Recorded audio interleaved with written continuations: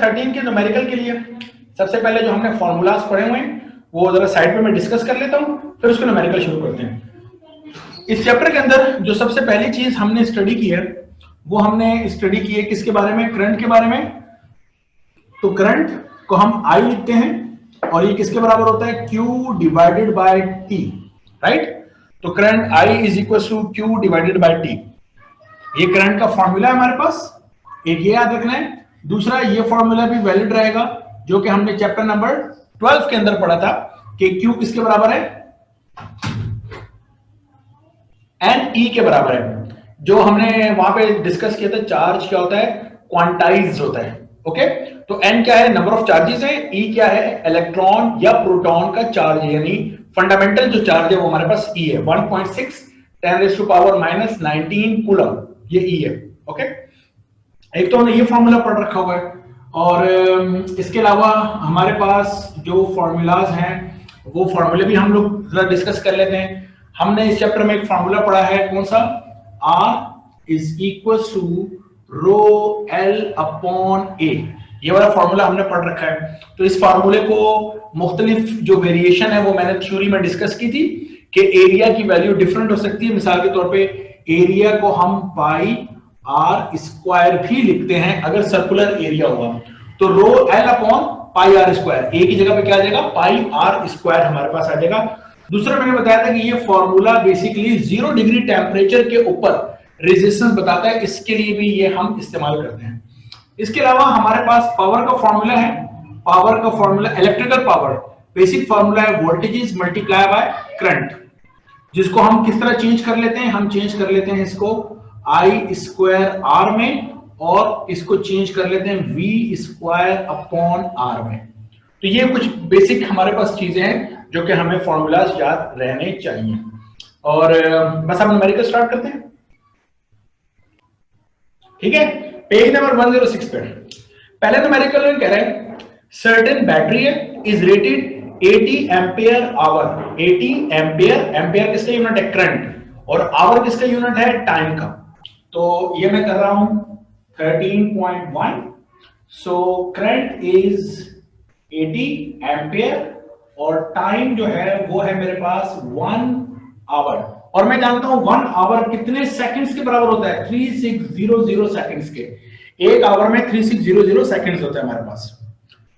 कह रहे हैं how many Coulomb's of charge can this battery supply, कितना चार्ज सप्लाई कर सकती है। Q हमें मालूम करना है, सॉल्यूशन मेरा ख्याल है बहुत आसान है कि I is equals to Q divided by T, so this implies that Q is equals to I multiply by T, so Q is equals to I कितना है मेरे पास 80 multiply by T हमारे पास कितना है 3600, so इन दोनों को मल्टीप्लाई कर लें, हमारा आंसर आ जाएगा किस में, कूलम्स में।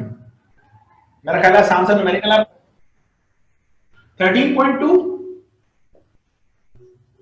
इस न्यूमेरिकल में वो कह रहा है हमारे पास सिल्वर वायर है 2 मीटर लॉन्ग है, तो लेंथ कितनी है मेरे पास 2 मीटर है। Is to have a resistance of 0.5 ohm, इसकी जो रेजिस्टेंस है वो 0.5 ओम्स है, ठीक है। और वो कह रहा है कि what should its diameter be, इसका डायमीटर कितना होगा। सॉल्यूशन, अब हम जानते हैं ये फॉर्मूला जानते हैं रेजिस्टेंस का, अभी 0 डिग्री नहीं है तो R नॉट नहीं लिखे, R लिखे, तो हम जानते हैं R is equal to rho L upon A, और मैं इसको मजीद क्या लिख सकता हूं, रो L अपॉन एरिया को लिख सकता हूं पाई R स्क्वायर। अब मुझे क्या मालूम करना है, मुझे डायमीटर मालूम करना है, बड़ी सिंपल सी बात है, मैं निकाल लेता हूं रेडियस, क्योंकि मैं ये बात जानता हूं सर्कल के सेंटर से गुजरने वाली लाइन को हम कहते हैं डायमीटर। तो सेंटर से लेकर यहां तक का डिस्टेंस क्या होता है, रेडियस, ये भी क्या है रेडियस, तो 2r बराबर है किसके, डायमीटर के। तो एक दफा मैं रेडियस मालूम कर लूं, रेडियस, तो रेडियस मालूम करने के बाद मैं उसको 2 से मल्टीप्लाई करूंगा तो डायमीटर आ जाएगा। तो सबसे पहले रेडियस मालूम करते हैं, तो ये फॉर्मूला कुछ ऐसे बन जाएगा, इस पूरी चीज को यहां ले आए और इसको यहां ले आए, तो इसको सब्जेक्ट बनाओ, इसको मैथ्स में कहते हैं सब्जेक्ट बनाना। सो पाई, इसको ऐसे लिख रहे हैं, so R square is equal to, यहां पे क्या है रो, फिर क्या है L अपॉन पाई को यहीं पर रहने दें, R स्क्वायर को मैं यहां ले गया, R को इधर ले आया, तो ये हो जाएगा R। अब इस स्क्वायर को हटाएंगे तो यहाँ पे क्या आ जाएगा, स्क्वायर रूट आ जाएगा मेरे पास। बस वैल्यूज को पुट कीजिए, रो की वैल्यू। अब इसने कौन सी वायर की है, सिल्वर वायर। एग्जाम में ये वैल्यू दी होती है। यहां पर हम पेज नंबर 95 के ऊपर, सॉरी पेज नंबर 95 नहीं है, यहां पर पेज नंबर 91 के ऊपर हमारे पास वैल्यू है। पेज नंबर 91 पर हमारे पास अल्फा और रो की वैल्यूज हैं, वहां से हम देखेंगे। तो रो की वैल्यू सिल्वर वायर के लिए हमारे पास होती है 1.52 एक्सपोनेंट -8 मल्टीप्लाई बाय लेंथ कितनी है 2 डिवाइडेड बाय पाई की वैल्यू कितनी होती है 3.142 मल्टीप्लाई बाय आर रेजिस्टेंस 0.5। तो इस सब को हम सॉल्व करेंगे तो यहां पर मेरे पास क्या आ जाएगा, आर आ जाएगा। जैसे ही आर आ जाएगा, दिस इंप्लाइज दैट डायमीटर कैसे निकालोगे, 2r करोगे, ये आपके पास फाइनल मीटर में आंसर होगा, क्योंकि डायमीटर का यूनिट क्या होता है, मीटर होता है। इसको छाप लें और इसके साथ साथ इसको कर लें, मैं उतनी देर में वैल्यूज को लिख दूं। देखिए आर की वैल्यू मेरे पास आ रही है 1.39 एक्सपोनेंट -4 मीटर, ये आर आ रहा है। अब इसको जब मैं 2 से मल्टीप्लाई करूंगा, इस आर की वैल्यू को 2 से मल्टीप्लाई करूंगा, तो इसको मैंने मल्टीप्लाई बाय 2 किया डायरेक्टली, तो मेरा आंसर आ रहा है 2.782 एक्सपोनेंट -4। ठीक है, बिल्कुल ठीक आंसर है। ये आंसर भी मैं लिख देता हूं।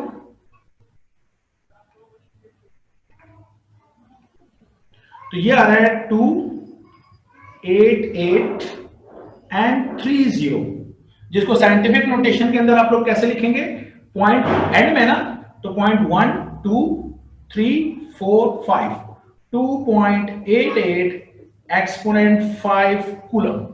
ओके, इस तरह लिखा जाएगा। 13.3 के अंदर वो हमसे कह रहे हैं करंट ऑफ 6 एम्पेयर। तो करंट कितना है हमारे पास, 6 ampere is drawn from 120 volt line। 120 volt line, ये जो बिजली हमारे पास आती है जिन तारों के जरिए आती है, इलेक्ट्रिकल की जबान में इनको लाइन कहते हैं। ओके, कह रहे हैं what power is being develop, power कितनी डेवलप होगी। सो मैं इसको यहां पे पहले पावर के लिए सॉल्व कर लेता हूं। P का फॉर्मूला, अब V और I है तो हम जानते हैं बेसिक फॉर्मूला हमारे पास पावर है क्या है, VI।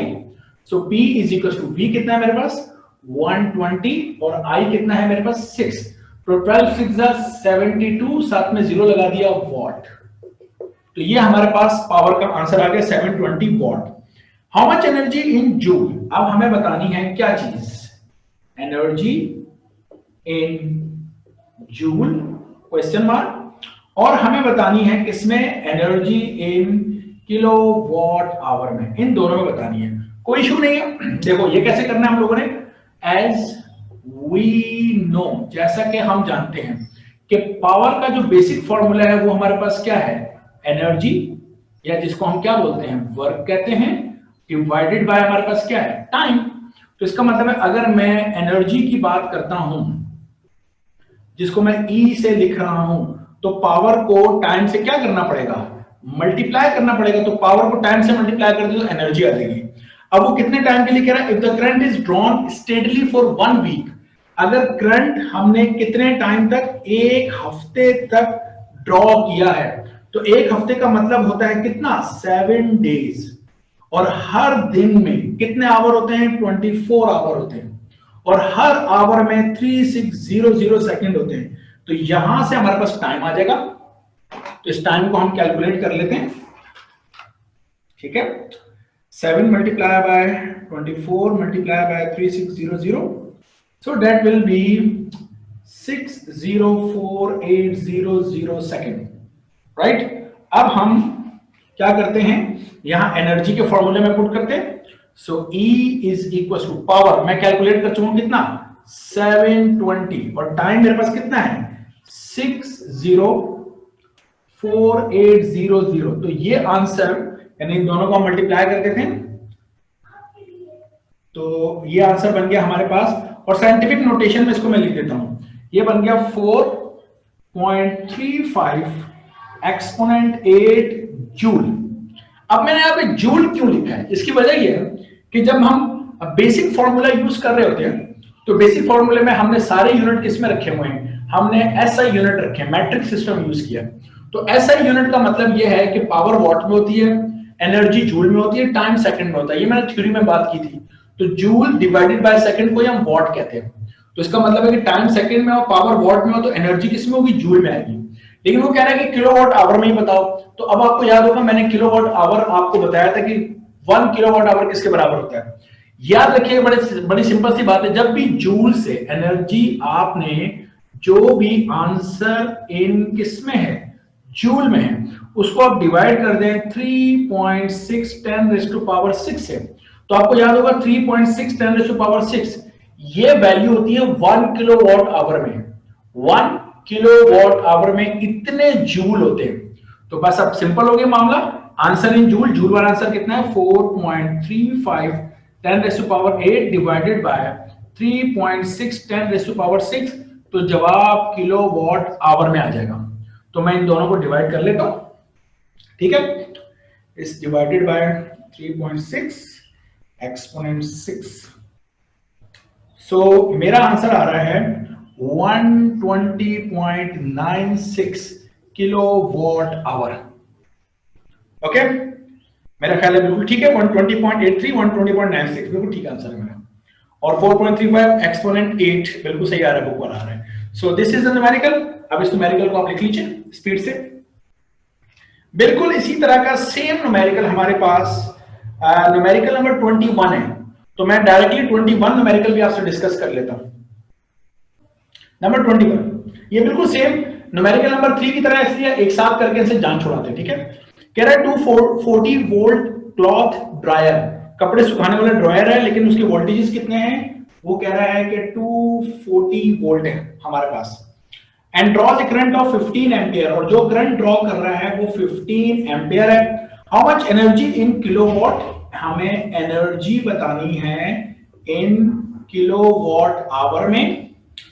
Does it use, and joule में भी, एनर्जी इन जूल्स में भी बतानी है, दोनों में बतानी है। इन 45 मिनट्स टाइम, अगर टाइम कितना हो 45 मिनट हो, तो आपको पता है हमें मिनट नहीं सेकंड्स चाहिए, तो मल्टीप्लाई बाय 6 ही कर लेंगे, तो यहां से टाइम आ जाएगा सेकंड्स के अंदर। And how much will be the cost of the rate, और कॉस्ट क्या होगी वो बाद में बात करते हैं, पहले यहां तक वही न्यूमेरिकल है जो अभी हम लोगों ने किया। तो सबसे पहले मैं ये टाइम कैलकुलेट कर लूं, तो 45 multiply by 60, so that gives me 2700 seconds. तो मुझे बताइए क्या हम इसी तरह नहीं करेंगे कि P पावर हमारे पास क्या होती है, इज VI, ये हमारे पास पावर है। तो सबसे पहले मैं पावर मालूम कर लेता हूं, वोल्ट मेरे पास कितने हैं 240 मल्टीप्लाई बाय 15, तो यहां से मेरे पास आ जाएगी 240 मल्टीप्लाई बाय 15, तो यह आ जाएगा 3600, ठीक है, वॉट। अब हो सकता है कि आप बोले उसने पावर कैलकुलेट करने को तो नहीं कहा, लेकिन इसलिए कैलकुलेट करनी है कि पावर को मैं अगले स्टेप में एनर्जी डिवाइडेड बाय टाइम लिखूंगा और 3600 लिखूंगा, इसलिए करनी है हमें कि पावर हमें चाहिए क्योंकि हमें एनर्जी कैलकुलेट करनी है। तो टाइम को वहां ले जाए, so E is equal to 3600 multiply by T, तो 3600 मल्टीप्लाई बाय टाइम मेरे पास कितना है 2700, तो मल्टीप्लाई बाय 2700, सो ये मेरे पास साइंटिफिक नोटेशन में आंसर आ जाएगा 9.72 एक्सपोनेंट 6, और यूनिट क्या होगा, जूल होगा, क्योंकि हम स्टैंडर्ड यूनिट यूज कर रहे हैं तो ऐसा यूनिट में जूल आएगा। ये तो जूल हो गया। अब मुझे बताएं अगर मुझे किलोवाट आवर में चाहिए तो मैं जूल वाले आंसर को डिवाइड करूंगा 3.6 एक्सपोनेंट 6 से, तो मेरा आंसर किलोवाट आवर में चला जाएगा। तो मैं इसको डिवाइड कर रहा हूं 3.6 exponent 6, so that gives me 2.7 kilowatt hour। Okay, अच्छा, अब आपको याद होगा जब मैं आपको थ्योरी पढ़ा रहा था तो मैंने आपसे कहा था कि इलेक्ट्रिसिटी की जबान में 1 किलोवाट आवर इलेक्ट्रिसिटी का एक यूनिट होता है। तो इसका मतलब है कि मेरे पास दिस इंप्लाइज दैट यूनिट कितने आ गए मेरे पास 2.7 मेरे पास यूनिट आ गए, क्योंकि 1 किलोवाट आवर 1 यूनिट होता है, तो 2.7 किलोवाट आवर 2.7 यूनिट होंगे मेरे पास। अब हमें अगर पैसे मालूम करने हैं तो वो कहता है कि 1 यूनिट की जो प्राइस है, 1 यूनिट के जो पैसे हैं उसको मैं मल्टीप्लाई कर दूं किससे, टोटल यूनिट से, तो मुझे सारे पैसे नहीं मालूम हो जाएंगे। मिसाल के तौर पे मेरे बिजली का बिल आया है 100 यूनिट आया, 100 यूनिट आया, और मुझे पता है कि 1 यूनिट की जो प्राइस है वो 10 रुपए है। ये मैं समझाने के लिए बता रहा हूं। और मेरे टोटल यूनिट कितने बने, अगर 100 बने तो मेरा 1000 बिजली का बिल हो गया, सीधा सी बात है। इसी तरीके से अगर 1 यूनिट की प्राइस 10 रुपए है और मेरे पास कितने यूनिट बने, जितने किलोवाट आवर होंगे उतने ही यूनिट होंगे, मतलब 2.7। तो अगर आप 2.7 से मल्टीप्लाई करें तो कितना हो जाएगा, 10 मल्टीप्लाई बाय 2.7, तो 10 मल्टीप्लाई बाय 2.7 27। तो मेरा बिजली का बिल कितना आ जाएगा, 27 रुपीज आ जाएगा। So it's very simple, 1 unit के जितने पैसे दिए उसको टोटल नंबर ऑफ यूनिट से या जो भी किलोवाट आवर में है उससे मल्टीप्लाई करो। अब मैं वो न्यूमेरिकल का हिस्सा नहीं कर रहा, बस मैंने बात समझानी थी, आपको समझा दी। वो जो पैसे हैं वो मेरा ख्याल है बिल्कुल ठीक नहीं दिए हुए, या जो भी है उसको आप करके खुद देख लीजिएगा यहां तक, राइट। तो 1 किलोवाट आवर 1 यूनिट के बराबर होता है। अगर ये बात समझ में आ गई है तो थम अप। 13.4 में कह रहा है current of 3 ampere and 1.5 ampere. तो पहले करंट को I1 जो कि है 3 एम्पियर और दूसरे करंट को I2 जो कि है हमारे पास 1.5 ampere. Okay, flows through 2 wire, 2 तारों में से गुजर रहा है, ये 2 करंट 2 तारों में से गुजर रहे हैं, ठीक है। One that is a potential difference of 60 volt, पहले का पोटेंशियल डिफरेंस है 60 वोल्ट। तो I1 के लिए जो V1 है वो है 60 वोल्ट, और कह रहा है and the another that has a potential difference of 120 volt across it. तो दूसरे का जो पोटेंशियल डिफरेंस है वो 120 वोल्ट है। कंपेयर द रेट, कंपेयर का मतलब होता है डिवाइड करना। देखो जब भी ये लफ्ज आता है कंपेयर, तो कंपेयर का मतलब है हमने 2 चीजों को डिवाइड करके देखना है। अब किसको कंपेयर करना है, compare the rate at which energy pass, rate of energy, rate of work क्या होता है हमारे पास, जब भी वर्क को टाइम से डिवाइड करते हैं this is called rate of doing work. Sorry, जब भी वर्क को टाइम से डिवाइड करते हैं इसको हम क्या करते हैं, रेट, क्या कहते हैं, रेट ऑफ डूइंग वर्क। तो rate of doing work is the power. इसका मतलब है हमने किसे कंपेयर करना है, पहले की पावर को दूसरे की पावर से कंपेयर करना है। तो एक बात तो ये समझ में आ गई कि जब भी हम 2 सेम चीजों को कंपेयर कर रहे हैं तो यूनिट कोई नहीं होगा, आंसर का कोई यूनिट नहीं होगा, ठीक है। तो इसको कंपेयर कर लेते हैं। Solution P1 upon P2 is equal to, अगर पावर है तो पावर का फॉर्मूला होता है VI, P1 है तो V1I1, पावर का फॉर्मूला होता है VI, अगर P2 है तो V2I2। सो सिंपल, वैल्यूज रखो, V1 60, I1 3 divided by V2 120, I2 is 1.5। तो 1.5 वन जा तो 1.5 टू जा, कितना होता है 3 होता है, और 2 वन जा एंड 2 6 जा 0, और 60 से 60 कैंसिल, तो ये आया 1। दैट्स इट, यूनिट कोई नहीं लगाना। सो दोनों की पावर को कंपेयर करेंगे, आंसर कितना आएगा, 1 आएगा। मेरा ख्याल आसान था क्वेश्चन। अच्छा जी 13.5 मैं यहीं पे कर देता हूं, मेरे पास जगह है। 13.5 के अंदर वो कह रहा है कि wire carries a current of 1 ampere, I कितना जा रहा है उसमें से, करंट कितना गुजर रहा है, 1 एम्पियर गुजर रहा है। How many electron pass A point in the wire in each second, each second, second time का यूनिट है, हर सेकंड में कितने नंबर ऑफ इलेक्ट्रॉन्स गुजर रहे हैं ये बताना है। बड़ी सीधी सी बात है, देखें I is equals to Q upon T, so this implies that Q किसके बराबर होगा, I multiply by T। यहां से सबसे पहले तो आप ये कैलकुलेट करें कि जब हमारे पास 1 एम्पियर करंट 1 सेकंड में गुजरेगा तो चार्जेस कितने होंगे, तो 1 मल्टीप्लाई बाय 1 तो चार्जेस होंगे 1 कूलम, चार्ज की यूनिट क्या होगा, कूलम। अब चार्ज कितना गुजर रहा है, 1 कूलम, 1 कूलम चार्ज तो है लेकिन चार्जेस कितने हैं। ये बिल्कुल वैसी बात है कि मैं आपसे कहूं कि एक क्लास में जो स्टूडेंट बैठे हुए हैं तो पूरी क्लास का जो मैथ्स है वो है 1000 केजी, 1000 केजी, ये तो पूरी क्लास का मैथ्स हो गया, लेकिन स्टूडेंट कितने हैं ये एक अलग सवाल है। तो नंबर ऑफ स्टूडेंट निकालना और टोटल मैथ्स निकालना ये दो अलग बातें हैं। हमने निकाला है कि टोटल चार्ज कितना है 1 कूलम। अब हमें यह बताना है कि इलेक्ट्रॉन कितने, क्योंकि एक इलेक्ट्रॉन पे चार्ज जो है वो 1.6 10⁻⁻19 होता है। ये फॉर्मूला अब हमारी हेल्प करेगा। ये फॉर्मूला क्या है हमारे पास, as Q is equal to n e. तो हमारे पास चार्ज कितना है, ये n क्या है, नंबर ऑफ चार्जेस होते हैं। So this implies that n किसके बराबर हो जाएगा, Q अपॉन E।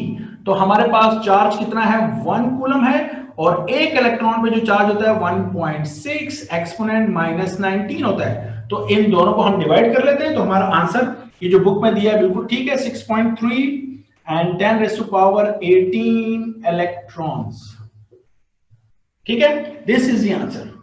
मेरा ख्याल है ये भी आसान सा क्वेश्चन आपकी समझ में आ गया होगा। यहां तक समझ में आ गया है तो थम अप या ओके लिख दे, तब हम आगे बात करते हैं।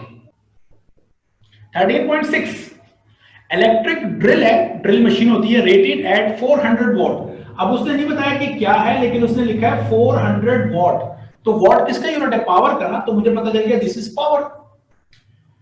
Is connected to 240 power line. तो वोल्टेजेस हमारे पास कितने हैं, 240 वोल्ट है।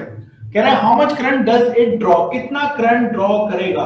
मेरा ख्याल है इंतहाई सिंपल सा क्वेश्चन है। पावर का जो बेसिक फॉर्मूला इलेक्ट्रिकल पावर का VI है, तो I कैसे मालूम करेंगे, आप P को डिवाइड कर देंगे किससे, V से।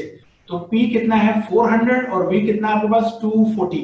तो मेरा ख्याल है इन दोनों को डिवाइड करके यहां से आंसर, और करंट का यूनिट क्या होता है, एम्पियर में, आप आसानी से मालूम कर सकते हैं। तो ये आपका होमवर्क हो गया, आप खुद कर सकते हैं। अच्छा 13.7, 13.8, 13.9 ये बिल्कुल वैसे ही हैं जिस तरह हमने कॉम्बिनेशन ऑफ कैपेसिटर्स किए थे, उसी तरह ये कॉम्बिनेशन ऑफ रेजिस्टर हैं। लीस्ट इंपॉर्टेंट है, फिलहाल इसको छोड़ के मैं आगे की तरफ मूव कर रहा हूं और अगले न्यूमेरिकल्स की आपसे बात कर रहा हूं। ओके, यहां पे कुछ फार्मूलाज और देख लीजिए।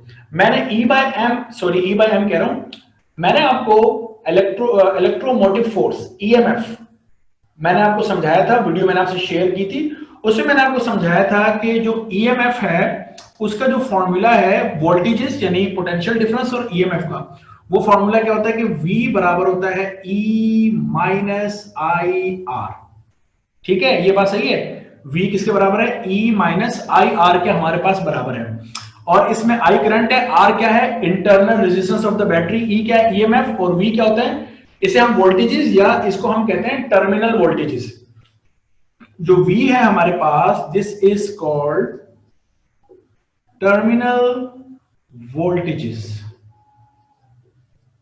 ओके, अच्छा फिर हम ये जानते हैं कि जो टर्मिनल वोल्टेजेस हैं ये ओह्म्स लॉ के मुताबिक किसके बराबर होते हैं, IR के।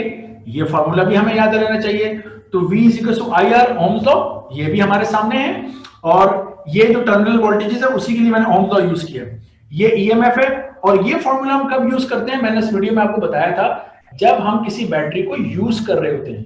तो एक और कंडीशन भी होती है जब हम बैटरी को चार्ज करते हैं।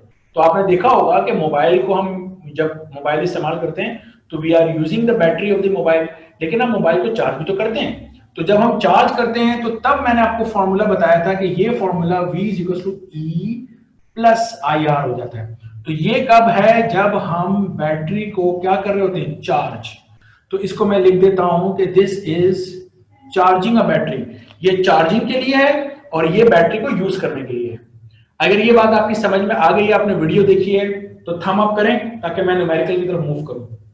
चलें, आप फिर जिन्होंने नहीं देखी उस वीडियो को देखेंगे, उसके बाद वो न्यूमेरिकल को जब दोबारा देखेंगे तो उनकी समझ में आ जाएगा।